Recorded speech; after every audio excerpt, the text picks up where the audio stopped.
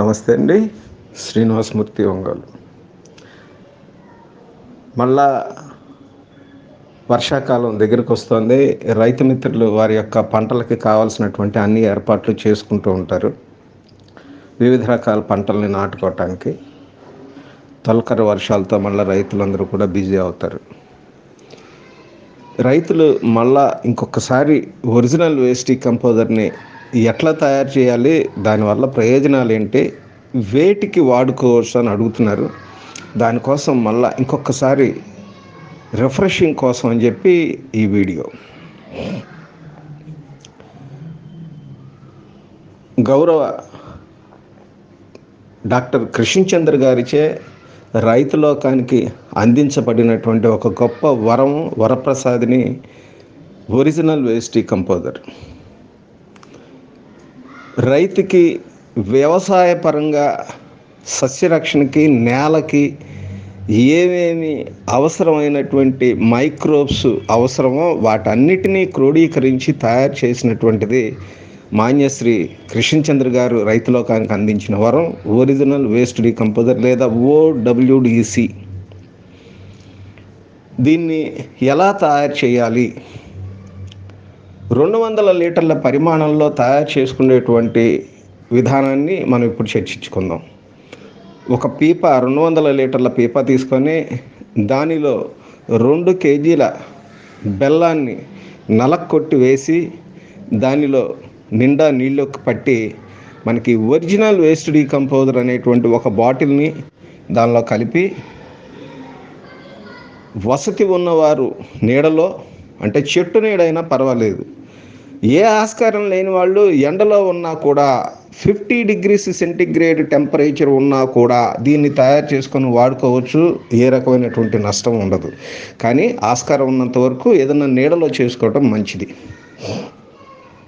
So ఇప్పుడు మనం చెప్పుకున్నట్లుగా 200 litres barrel, దానిలో 2 కేజీల బెల్లం నలకొట్టేసి దాని నిండా నీళ్లు పట్టి దానిలో ఒక బాటిల్ OWDC కలిపి 5 నుంచి 7 రోజుల పాటు వసతిని అనుసరించి ఉదయం సాయంత్రం 2 నిమిషాలు సవ్య దిశలో కలబెడుతూ ఉంటే ఇది 5 నుంచి 7 రోజుల్లో బయట ఉష్ణోగ్రతలను పట్టి తయారవుతుంది.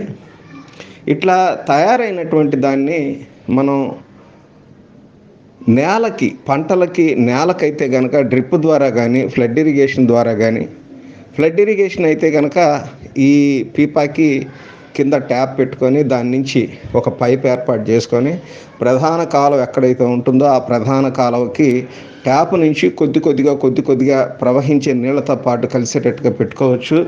లేదు డ్రిప్లో పంపించే వాళ్ళు అయితే కనుక ఫిల్టర్ చేసుకొని, ఫిల్టర్ మెకానిజం ఏర్పాటు చేసుకొని దాని ద్వారా పంపించుకోవచ్చు. నేలకి ఇచ్చినప్పుడు దీనివల్ల ప్రయోజనాలు ఏంటి?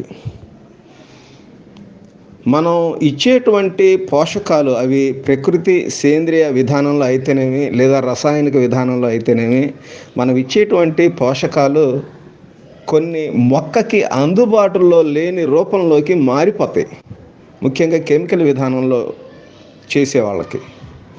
ఎందువల్లంటే కొన్ని కంపాటబిలిటీ అంటాం, కలిసేటువంటి ఫర్టిలైజర్స్, కలవని ఫర్టిలైజర్స్ ఉంటాయి. అట్లా తెలియక ఇచ్చినప్పుడు నేలలో మొక్కకి అందుబాటులో లేని రూపంలోకి మారిపోతాయి. ఇట్లాంటి వాటిని ఒరిజినల్ వేస్ట్ కంపోజర్ కనీసం 15 రోజులకు ఒకసారి, వీలైన వాళ్ళు వారానికి ఒకసారి, ఎకరానికి కనీసంగా 200 లీటర్లు ఇవ్వగలిగితే అందుబాటులో లేని పోషకాలన్నీ కూడా మొక్కకు అందుబాటులోకి వస్తాయి, వేరు వ్యవస్థకి. అట్లాగే నేలలో ఉన్నటువంటి అన్ని పోషక పదార్థాలు కూడా మొక్క గ్రహించుకునే స్థితిలోకి మారిపోయి మొక్కకి మంచి పోషకాలను అందించినటువంటి వాళ్ళమవుతాము. నేల బాగా గుల్లబారుతుంది, వానపాములను ఆకర్షిస్తుంది.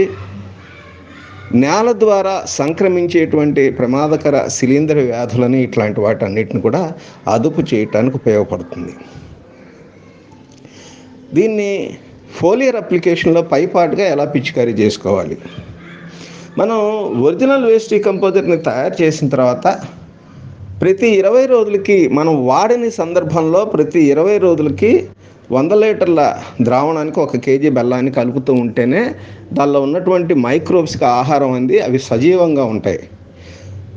20-30 రోజులకి ఏ సందర్భంలోనైనా వాడని సందర్భంలో ఖచ్చితంగా బెల్లాన్ని కలపాలి. ఇట్లా కలపని పక్షంలో వాటికి ఆహారం లేక చనిపోయి నల్ల రంగులోకి మారిపోయి ఫౌల్ స్మెల్ వస్తూ ఉంటుంది.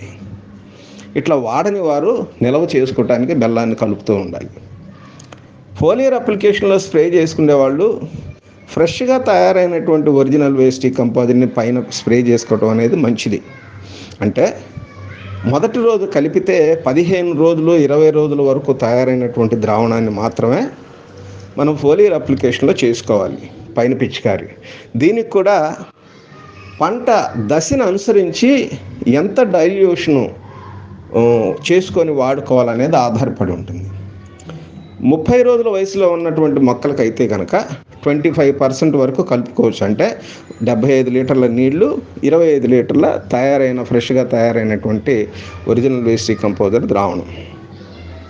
మన పంటకి ఈ రకంగా అలవాటు చేసుకుంటూ పోవాలి. సో మొదటిసారి అలా, రెండోసారి 50% ద్రావణం, మూడోసారి 75% ద్రావణం.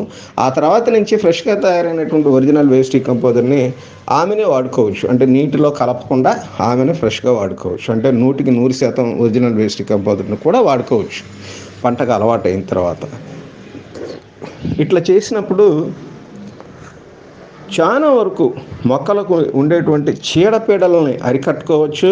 అంటే ప్రమాదకర పురుగులని, శిలీంధ్ర వ్యాధులను కూడా అరికట్టుకోవచ్చు.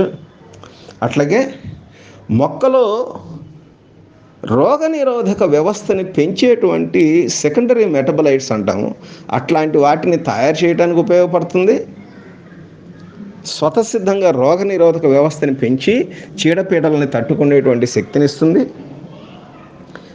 మొక్కలకి కావలసినటువంటి కొన్ని రకాల పీజీఆర్స్ అంటే మనకి గ్రోత్ ప్రమోటర్స్ అని అంటాం, ప్లాంట్ గ్రోత్ ప్రమోటర్స్, ఇట్లాంటి వాటిని కూడా మనం పైన పిచికారీ చేసినప్పుడు అందించవచ్చు. ఈ రకమైనటువంటి చాలా మేలు చేకూర్చేటువంటిదే ఒరిజినల్ వేస్ట్ డీకంపోజర్. పంటలకు సంజీవని లాంటిది. మళ్ళా సీజన్ వస్తుంది కాబట్టి రైతు మిత్రులందరూ ఒరిజినల్ వేస్ట్ డీకంపోజర్ని వారి యొక్క వివిధ రకాల పంటలలో వాడుకొని ఖర్చులను తగ్గించుకుంటూ లాభాలు, మంచి దిగుబడులు పొందాలని కోరుకుంటూ ఈ వీడియో మళ్ళా సమర్పించడం అయినది. మీ అనుమానాలు లేదా ఏదన్నా ఫర్దర్ వివరణలు కావాలనుకుంటే కామెంట్ రూపంలో అడగండి. జై హింద్.